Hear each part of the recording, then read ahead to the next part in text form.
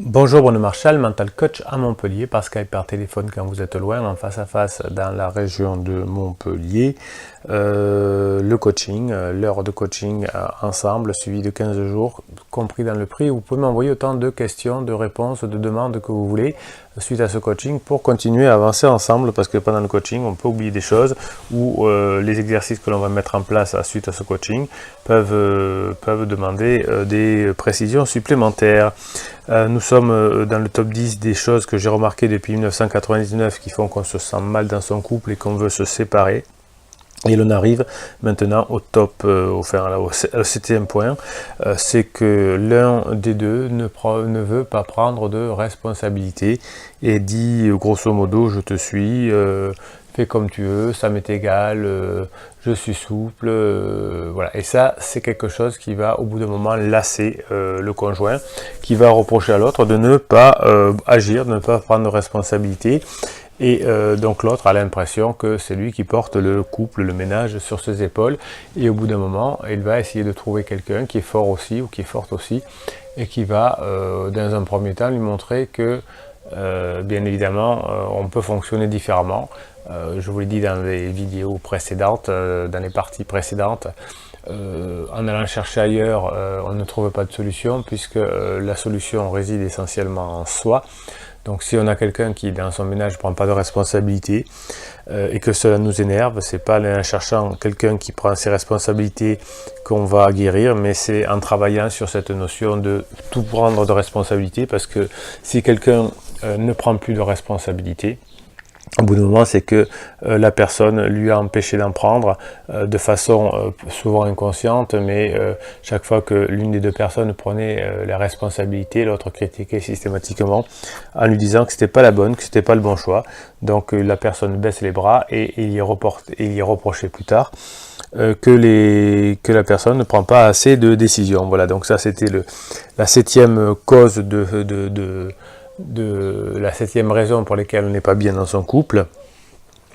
La 9e maintenant, c'est la 9e, oui c'est ça, donc là c'est l'autonomie. Ce qu'on reproche à l'autre, c'est de ne pas être autonome dans ses apprentissages, dans ses orientations, d'être dépendant des autres, de sa mère, de ses parents, de son employeur, etc., etc. Ou au contraire, bien sûr, puisqu'on a les deux, c'est les extrêmes qui vont faire que l'on va pas se sentir bien dans un couple, c'est que la personne est trop indépendante et n'attache aucune valeur à ce que pensent les autres, et notamment à ce que pense son conjoint. Donc cette 9e point, cet évitement de l'autonomie, c'est quelque chose qui pèse quand on a quelqu'un, un boulet, comme on me dit souvent, à tirer, parce que l'autre n'est pas autonome, parce que l'autre ne prend pas de responsabilité, parce que l'autre ne gagne pas d'argent, ne ramène pas quelque chose. Voilà, oui, au couple, vous voyez qu'il y a plein de choses qui peuvent être reprochées.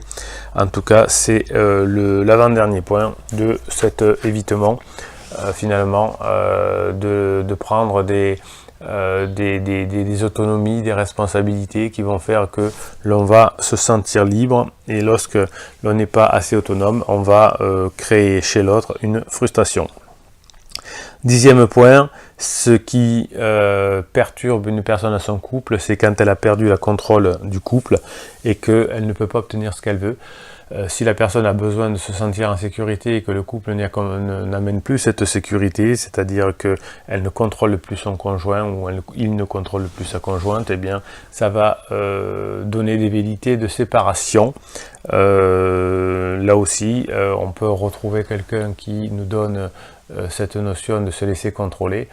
Mais le problème n'est pas là, le problème c'est de travailler sur la maîtrise de soi, la maîtrise de son contrôle, qui va faire qu'on va réussir en couple. Donc un couple qui réussit est un couple, effectivement, vous l'avez compris, qui est composé de 2 personnes matures, de 2 personnes adultes, et pas de 2 personnes plus ou moins adolescentes, qui vont faire que l'on va retrouver dans le couple tous nos problèmes inconscients et internes, on va les projeter sur l'autre et notre couple va exploser. Voilà, donc l'idée de se faire coacher, c'est de bien comprendre ça, de comprendre qu'est-ce qu'il faut améliorer chez soi, qu'est-ce qu'il faut accepter chez soi pour devenir plus adulte. Et lorsque 2 adultes sont en couple, eh bien ça peut fonctionner. Vous savez que la famille était là pour protéger les conjoints qui étaient à la sortie de l'adolescence, donc il y avait de l'adolescence, pardon, il y avait donc des personnes qui se mettaient en couple pour procréer, mais qui étaient protégées par des lois et par des rituels qui imposaient la famille et qui permettaient finalement au couple de s'en sortir, à la famille de s'en sortir plus ou moins bien. Vous savez qu'aujourd'hui, ces rituels, ces pressions, ces cadres n'existent plus. Et donc, deux ados ensemble, ou s'il y a un ado sur les deux, eh bien, le couple ne peut pas fonctionner, hein, puisqu'il n'y a plus les barrières de sécurité, entre guillemets. Et donc, les seuls couples qui durent sont des couples où les deux personnes sont devenues des personnes matures. Voilà, c'était la 5e vidéo pour parler de ce top 10 des choses qui ne permettent pas de continuer son couple. Et je vais faire une 6e vidéo juste après celle-ci. Et celle-ci va vous parler finalement de qu'est-ce qu'il faut, quel est l'équilibre que demande le couple, puisque si on sort de ces top 10 des choses qui ne fonctionnent pas, si on met les choses à l'envers, eh bien on va pouvoir trouver très rapidement le top 10 des choses qui font que le couple peut réussir. Voilà, c'était Bruno Marchal. Je vous dis à très bientôt pour la vidéo finale sur ce top 10 qui va vous expliquer qu'est-ce qu'il est nécessaire de faire pour récupérer son couple, pour le sauver ou pour qu'il marche beaucoup mieux. À très bientôt.